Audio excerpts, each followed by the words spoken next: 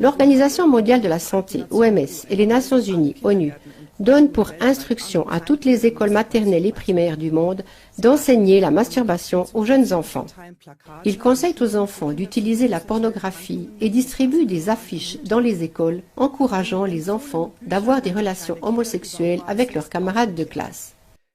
Des livres recommandés expliquent aux jeunes enfants ce qu'est la sexualité orale. Ce sont les mots d'introduction d'un rapport très complet de la plateforme Internet Stop Word Control, intitulé « Les enfants devraient avoir des partenaires sexuels, l'agenda des Nations Unies pour normaliser la pédophilie ». Ce rapport fortement résumé par CLA-TV ci-dessous fournit des preuves concluantes de la manière dont les programmes susmentionnés font partie d'une opération internationale visant à normaliser la pédophilie. Le document Standard pour l'éducation sexuelle en Europe, publié par l'OMS, contient les instructions suivantes pour les écoles maternelles et primaires. Les enfants de 0 à 4 ans doivent apprendre la masturbation et développer un intérêt pour leur propre corps et celui des autres. Les enfants de 4 à 6 ans doivent apprendre la masturbation, à être encouragés à exprimer leurs besoins et leurs désirs sexuels. Les enfants âgés de 6 à 9 ans doivent être informés sur les rapports sexuels, la pornographie en ligne, l'amour en cachette et l'autostimulation.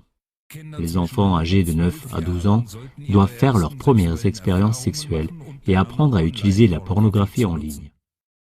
L'OMS donne pour instruction aux enseignants du monde entier d'expliquer aux enfants de 9 ans comment avoir leur premier rapport sexuel, comment faire l'expérience de relations sexuelles grâce à Internet et au téléphone portable et comment apprendre différentes techniques sexuelles. Chers téléspectateurs, vous avez bien entendu. En fait, il s'agit d'enfants qui ont à peine appris à lasser leurs chaussures tout seuls ou qui jouent encore avec leur cuisine de poupée. Dans un prochain document publié par les Nations Unies, le titre sera Guide technique international sur l'éducation de la sexualité. Il s'agit du guide officiel pour les écoles primaires du monde entier. L'objectif de ce document est décrit. À la page 16, il vise à donner aux jeunes enfants les moyens d'avoir des relations sexuelles. À la page 17 du document, les Nations Unies expliquent que ce guide vise à aider les jeunes enfants à établir des relations amoureuses ou sexuelles avec des partenaires. À la page 71 du même document, les enseignants sont invités à enseigner aux jeunes enfants, à partir de 5 ans, les baisers, les câlins, le toucher et les comportements sexuels. Les enfants de 9 ans devraient recevoir un enseignement sur la masturbation, l'attirance sexuelle et la stimulation sexuelle. L'université américaine Rutgers a sorti une vidéo qui fait partie d'un programme scolaire européen. Elle montre comment de jeunes enfants sont encouragés à se masturber. Il est prévu d'intégrer cette vidéo dans les programmes scolaires du monde entier. Aux Pays-Bas, les directives de l'OMS et de l'ONU sont déjà appliquées par Rutgers. Les informations ci-dessous montrent que Rutgers a toujours été à la pointe du mouvement pédophile mondial. Rutgers a publié un rapport du célèbre pédophile Theo Sanford. Ils ont collaboré avec la fondation Fritz Bernhard, psychologue clinicien, sexologue, activiste gay et pédophile aux Pays-Bas, membre et auteur principal de la Société néerlandaise pour la réforme sexuelle, fondateur du premier mouvement pédophile combatif, qui possédait une vaste collection de pornographie enfantine. Rutgers a également signé une pétition pour la légalisation des relations sexuelles avec des enfants. Ils ont publié un magazine dans lequel un enfant de 6 ans se masturbait, un enfant de 9 ans regardait de la pornographie et un enfant de 5 ans se livrait à une fellation. Rutgers conseille également aux enseignants de veiller à ce que les enfants commencent à avoir des pratiques sexuelles le plus tôt possible.